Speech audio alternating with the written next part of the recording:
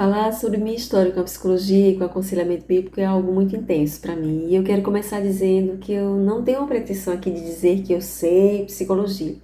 Meu conhecimento é limitado a uma graduação e duas especializações na área. Contudo, eu considero que é um conhecimento suficiente para me convencer de que a psicologia não é a ferramenta mais eficaz para tratar o sofrimento da alma humana. Eu creio que para que vocês entendam melhor esse meu posicionamento, é válido que eu contextualize vocês sobre duas circunstâncias que eu vivi entre 2013 e 2015.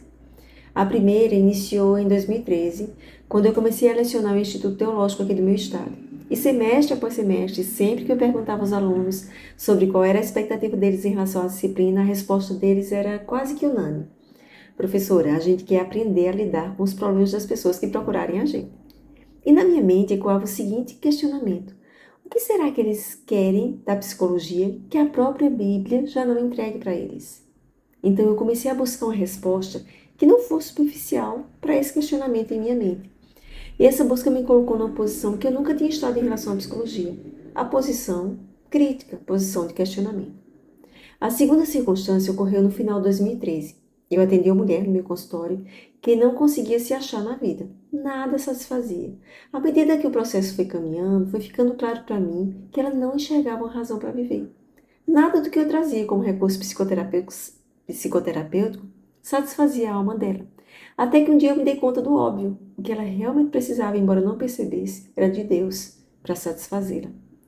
Mas tinha um porém.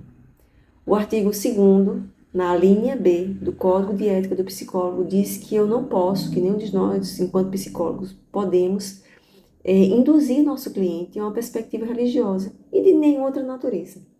E essa história com essa paciente me colocou diante de uma verdade que não havia brecha de conciliação. Ou eu quebrava o código de ética da profissão, ou eu abria mão de tudo que acreditava sobre Deus e tudo mais que a Bíblia me dizia ser verdade. Eu passei quase um ano lidando com esse dilema. Conversei com o Conselho Regional, conversei com o Conselho Federal de Psicologia, até que eu entendi claramente, ouvindo esses órgãos, ouvindo colegas, avaliando as circunstâncias à minha volta, observando o caminho que o Conselho Federal de Psicologia vinha trilhando já há algum tempo. Eu me dei conta que não havia espaço na psicologia para o Deus da Bíblia e eu ia precisar escolher. A minha busca por essa resposta sobre como cuidar de vidas de maneira que glorificasse a Deus somou-se à busca que eu vinha fazendo para responder aquele questionamento relacionado aos meus alunos. E isso acabou me levando para um pastor que eu havia conhecido aqui na minha cidade e que naquela época eu morava nos Estados Unidos. Inclusive hoje ele está morando em Paulo Afonso, eu acho até que vocês conhecem ele.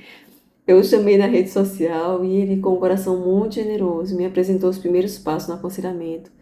E os primeiros, segundo, terceiro, eu acho que ele não tinha ideia de que nunca mais eu ia largar o pé dele. Mas eu acho que a coisa mais importante que eu tenho para dizer para vocês agora é o que é que eu encontrei no aconselhamento bíblico e que eu não encontro na psicologia. E é importante eu dizer que eu não encontro porque ela não se propõe a oferecer isso. Eu encontrei um referencial absoluto e imutável que traz estabilidade ao ser humano quando a vida desmorona. A finitude humana nos coloca, por natureza, numa condição de vulnerabilidade. Não somos fortes em nós mesmos, não temos respostas em nós mesmos. Em algum momento nos deparamos com o limite próprio da existência humana e nesse momento a gente vai precisar buscar ajuda. A questão não é se vamos precisar de ajuda, porque nós vamos. A questão é onde vamos encontrar essa ajuda. 2025 foi esse momento para mim. A minha alma adoeceu, o meu corpo adoeceu e tudo que era firme e claro tornou-se instável e escuro dentro de mim. Eu tive problemas de saúde, problemas na família, dificuldades na caminhada cristã de uma maneira geral. Eu sabia que eu precisava de ajuda, então eu recorri àquele pastor e eu falei para ele: olha, por favor, me ajude, eu preciso iniciar um processo de aconselhamento bíblico. E ele me apresentou uma amiga, irmã em Cristo, que tem refletido junto comigo biblicamente sobre as questões da minha vida. Ela tem sido paciente quanto aos meus processos de aprendizado, tem dividido sua sabedoria de vida, alcançado ao longo de uma caminhada de perseverança na fé. E eu estar aqui agora dividindo isso com vocês é fruto desse processo de aconselhamento. O aconselhamento não se limitou na minha vida e não se limita na vida de ninguém a oferecer a consideração positiva proposta por Carl Rogers. Ao invés disso, ele me chama para desfrutar da graça de Deus que me recebe e me põe numa posição de justificada diante dele. O aconselhamento bíblico não está focado em me levar a compreender onde eu errei, e então mudar as crenças na minha vida. Ele me leva, ao invés disso, a viver uma vida pela fé no Deus que é soberano sobre todas as circunstâncias, mesmo quando a minha capacidade cognitiva não consegue lidar com as circunstâncias da minha vida. E o aconselhamento bíblico não explica quem eu sou baseado na minha história de vida. Ao invés disso, ele me chama para viver uma vida baseada na minha identidade em Deus e em Cristo. Então, para mim, o aconselhamento bíblico é muito mais do que um movimento histórico. Não se limita a uma metodologia ou a um ministério da igreja local para cuidar de corações aflitos.